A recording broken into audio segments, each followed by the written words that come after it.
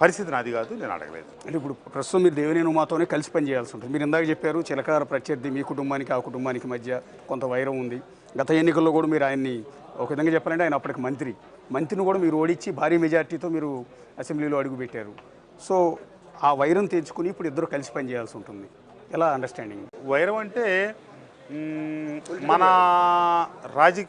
ఈ ప్రాంతం రాజకీయాల వైరమే తప్పితే మన రాయలసీమ లాగా ఫ్యాక్షనిజం లేకపోతే ఇట్లా వాళ్ళ కుటుంబానికి మా కుటుంబానికి కత్తులు తీసుకుని పొడుచుకోవటం, కర్రలు తీసుకుని కొట్టుకోవటం ఏమీ లేదు. వారి వేదిక అయిపోతున్నారు, మా వైపు మేము ఉన్నాం. ఈ క్రమంలో కొన్ని సందర్భాల్లో మాటల పూర్వకంగా ఆయన నా మీద, నేను ఆయన మీద ఇట్లా ఈ 2.5 దశాబ్దాలుగా జరుగుతూ వస్తూ ఉంది. మాకు ఆస్తి తగాదాలు, గట్టు తగాదాలు, వ్యాపార తగాదాలు, వాటా తగాదాలు ఏవి లేవు.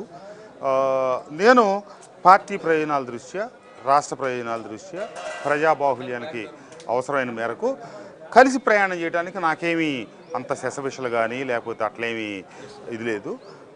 నాతో ఎలా ఉండాలనేది ఆయన ఇష్టం, దాన్ని అయితే నేను నిర్దేశించలేను కదా.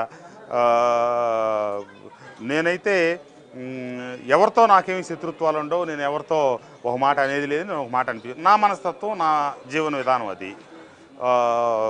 నేను 5 సంవత్సరాలు శాసనసభ్యుడిగా 6 సంవత్సరాలు అక్కడ పనిచేసి మైలవరం నియోజకవర్గంలో ఉన్నటువంటి వైఎస్ఆర్ కాంగ్రెస్ పార్టీ కానీ తెలుగుదేశం పార్టీకి సంబంధించిన కానీ ఒక్క నాయకుడిని, ఒక్క కార్యకర్తని పల్లెత్తి మాట అన్నారు. కేవలం దేవినేని ఉమామహేశ్వరరావు అంటే ఆయన నన్ను అంటాం, నేను ఆయన్ని అంటాం. మా రాజకీయ విధానాల్లో ఒక జీవన విధానంలో అది ఒక భాగం అయిపోయింది. ఆయన నన్ను విమర్శిస్తే నేను ప్రతి విమర్శ, లేకపోతే ఆయన విమర్శకు నేను తగు సమాధానము, ఇట్లా అది యాక్షన్కి తగ్గట్టు రియాక్షను, ఈక్వల్ ఆపోజిట్ రియాక్షన్ ఉంటుంది.